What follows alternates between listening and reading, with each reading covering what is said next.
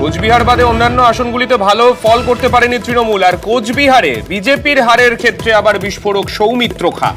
নিশীথের ভুলেই আসন হাতছাড়া বলে তোপ বিজেপি সাংসদের। আমাদের সঙ্গে রয়েছেন আমাদের প্রতিনিধি পার্থ। পার্থর কাছে যাব। পার্থ, ঠিক কি বলেছেন সৌমিত্র খা?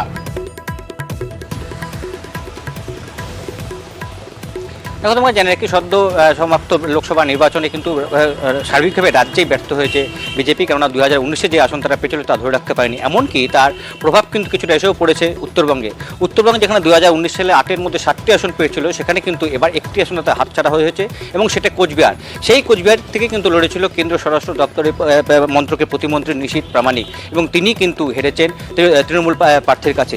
এবং এই হার প্রসঙ্গে কিন্তু তিনি শিলিগুড়িতে বলতে গিয়ে বলেন, নিশীথের কিছু ভুলের জন্য কিন্তু আমরা কোচবিহার আসনটি হাতছাড়া হয়েছে আমাদের। তাছাড়া কিন্তু অন্য কোনো আসন কিন্তু আমাদের হাতেই রয়েছে, আর কোনো আসন হাতছাড়া হয়নি। অর্থাৎ নিশীথ প্রামাণিক প্রাক্তন কেন্দ্রীয় স্বরাষ্ট্রমন্ত্রকের প্রতিমন্ত্রী, তার ভুলেই তার দিকে কিন্তু আঙুল তুললেন এই বিজেপি সাংসদ সৌমিত্র খা। আর শিলিগুড়িতে তিনি স্পষ্টতই বলেন, নিশীথের কিছু ভুলের জন্যই কিন্তু কোচবিহার আসনটি আমাদের হাতছাড়া হয়েছে, তাছাড়া অন্য কোনো আসন আমাদের হাতছাড়া হয়নি। কিন্তু কি ভুল তার ব্যাখ্যা কিন্তু তিনি দেননি। তবে আগামী দিনে রাজ্যে বিজেপি ঘুরে দাঁড়ানোর ক্ষেত্রে তিনি এই কথাও বলেন যে নিশীথ প্রামাণিকের হার বা রাজ্যে যেভাবে 19টি আসন থেকে 19-এর তুলনায় যে আসন সংখ্যা তাদের কমেছে, তার জন্য সুকান্ত মজুমদার বা শুভেন্দু অধিকারী দায়ী নন। কিছু স্ট্র্যাটেজিগত ভুল, অর্থাৎ তাদের রাজনৈতিক কিছু কৌশল, সেই কৌশলে কিছু ভুলের জন্যই কিন্তু এমন ফল হয়েছে, এবং আগামী দিনে তারা এই ভুল শুধরে উঠতে পারবেন, তিনি আশাবাদী। ধন্যবাদ। উত্তরবঙ্গে আমাদের একটাই কমেছে, সেটা নিশীথের কিছুটা ভুলের জন্য কমেছে। বাদ বাকি উত্তরবঙ্গে কোনো সিটটাই তো কমেনি, সব সিট তো নিয়ে এসছে উত্তরবঙ্গে। নিশীথ প্রামাণিকের এই পরাজয়, তারপর থেকেই যে ছবি দেখা যাচ্ছে, কোচবিহারে কিন্তু আস্তে আস্তে বিজেপির লাগাম কোথাও গিয়ে একটু হলেও আলগা হচ্ছে। কোচবিহারে বিজেপির হাতছাড়া আরো এক পঞ্চায়েত। কোচবিহারের ঢাংঢিংগুড়ি পঞ্চায়েত হাতছাড়া বিজেপির। ভেটাগুড়ি তুফানগঞ্জের পর ফের পঞ্চায়েত দখল তৃণমূলের। আমাদের সঙ্গে রয়েছেন আমাদের প্রতিনিধি শুভঙ্করের কাছে যাব। শুভঙ্কর, এই নিশীথ প্রামাণিকের পরাজয়ের পর থেকেই আমরা দেখছি কোচবিহারে একের পর এক পঞ্চায়েত হাতছাড়া হচ্ছে বিজেপির।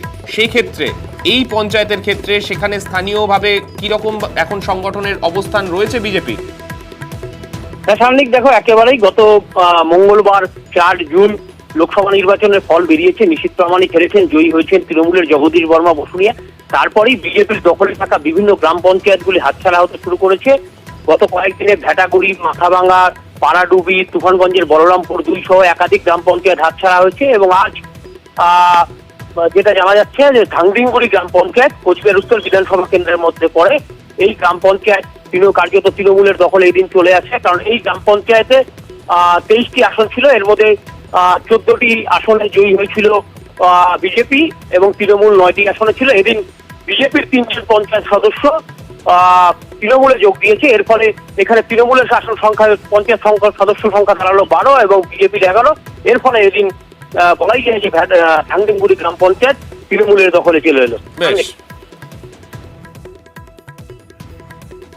আমি গ্রাম উন্নয়নের জন্য পার্টিতে জয়েন করেছি, যাতে গ্রামের উন্নয়ন করতে পারি, গ্রামের সাফল্য করতে পারি, এই আশা রেখে আমি এখানে জয়েন করেছি। মোট আসন ছিল 23টি, তার মধ্যে আমরা পেয়েছিলাম 9, বিজেপি পেয়েছিল 14টি। আজকে 3জন বিজেপি পঞ্চায়েত তারা আমাদের দলে যোগদান করছেন। এমনিতে আমাদের গ্রাম পঞ্চায়েতের মেম্বার সংখ্যা 12 হলো এবং বিজেপি 11 হলো। অগণতান্ত্রিক ভাবে এরা ভয় দেখিয়ে পুলিশের মারফত এরা আমাদের পঞ্চায়েতদের তুলে নিয়ে যাচ্ছে, এবং এরা প্রাণ ভয়ে ভীত হয়ে বাধ্য হচ্ছেন তৃণমূল কংগ্রেসে যোগদান করতে। আমরা প্রয়োজন পড়লে আইনি পথে যাব, আমরা এর শেষটা দেখে ছাড়ব।